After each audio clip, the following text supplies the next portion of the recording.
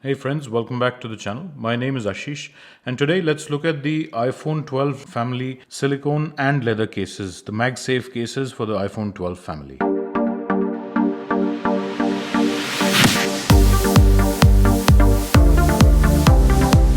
So I've been using the silicone MagSafe case on the iPhone 12 here, and I've also used the leather case with the iPhone 12 Pro Max. So this review is applying to both types of covers, though obviously there is some difference in feel between the two.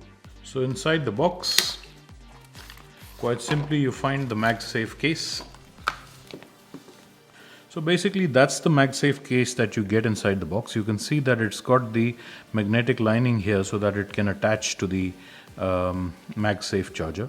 And the iPhone recognizes what color of case you apply to it. So the instructions say to simply line it up and press it down in this case with the silicone case. And as you can see, there is a blue ring that appears on the screen so that the iPhone recognizes that you've actually put a blue MagSafe case over the iPhone. Now, unfortunately, like all Apple products, this is also priced quite high. So it costs 4,900 rupees for the silicone version and 5,900 rupees for the leather version in India. Now let's come to the good bits about this case. The best part about this case is its fit and finish. Obviously, as you would expect, the fit is absolutely perfect. From all sides, it's truly made for the iPhone 12 models.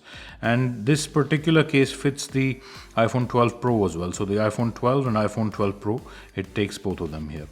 And basically, the best part that I found about this case was the tactile feel in hand. From the way the buttons press, it's really tactile. It doesn't make you lose any of that tactile feel when you use the phone naked instead of with a case. And secondly, the best part is that it doesn't take away from the flat sides of the iPhone 12 at all.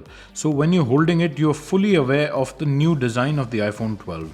Some of the Spigen covers that I've also reviewed, they introduce a small ledge here or small shape which does not make it feel that flat, but when you're holding this case it feels completely flat in the hand on from the sides. So that's a really good positive here.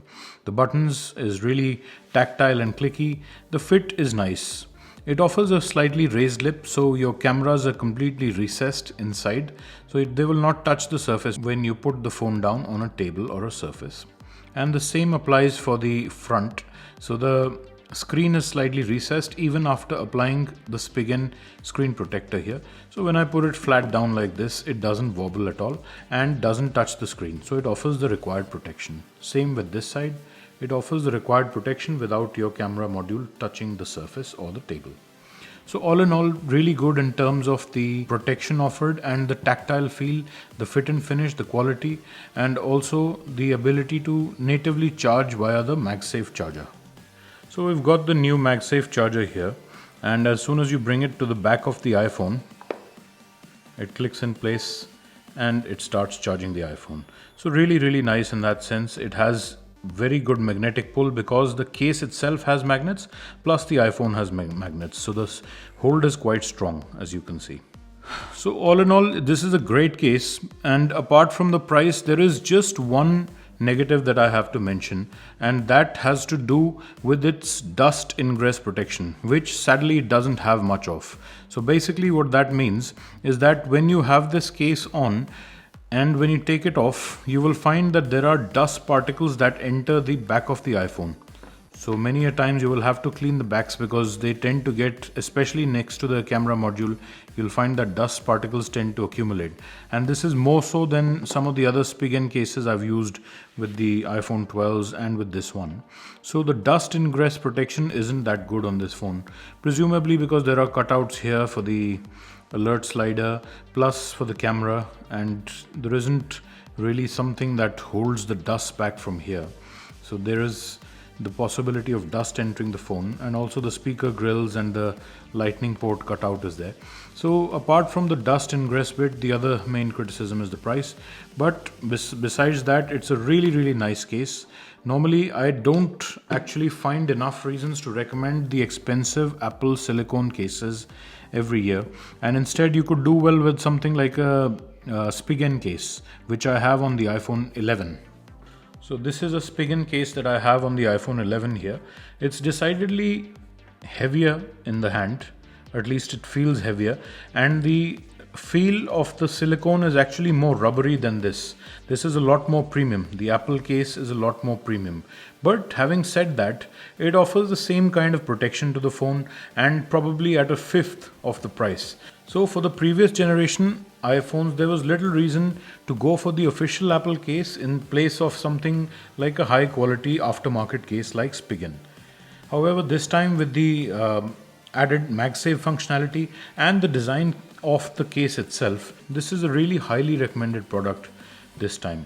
The only stumbling block again is the price. If it's not something that you want to spend over it, feel free to skip it. But if you want the best of best in terms of fit and finish and native compatibility with silicone cases, then this can be a good case to have. Now, there is one other concern that you may be aware of or you might have heard of. If you notice here, there is a little ring that is forming around the Apple logo, and this is because of the MagSafe charger. So what happens is, over time, when you place the MagSafe charger over this phone, the pull of the magnet creates a sort of ring around the area where the puck is placed. So that may be of concern to you. So as you can see, it's left that little mark here, and I'm normally able to just get rid of this, but because of the strong magnetic pull, it does leave behind a mark on this case. So it's something to be aware of. It's not something that is a non-issue. It has actually been mentioned by people because it does occur. It does leave a little thin outline of the case here. And if you rub it away with your finger, it does tend to go off. But over time, I can well imagine that this could be an issue with these cases. So if that's something you're concerned about, then perhaps again you can skip this case. It does offer a magnetic pull here as well on these cases, so it does charge the phone, but the magnetic pull is really weak, so it's more like a wireless charger than a magnetic charger in this case. And I can see here as well, it's left a little bit of a mark, but much less prominent because the pull is not that strong on this case. Now the leather case for the iPhone 12 Pro and Pro Max and the iPhone 12s, that also feels very nice. The packaging is slightly more premium, the box opens with a pop, and the feel is that of genuine leather. And the weight penalty of having leather from silicone is not too much, it's almost the same weight. So this case weighs around 29 grams and the leather case also weighs around 29 to 30 grams. So there isn't much of a difference in terms of weight.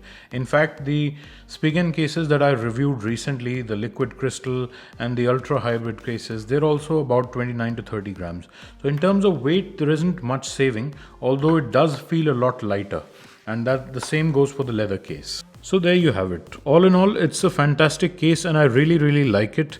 It is expensive, and if you don't want to spend that kind of cash, then it's understandable why you would want to ignore this and go for an aftermarket option like Spigen instead. And the other two caveats to be aware of are the marks that the MagSafe charger leaves on the case every time you pull it off. And secondly, the dust ingress protection to the back of the iPhone isn't that great. Thanks for watching, and I'll see you in my next one.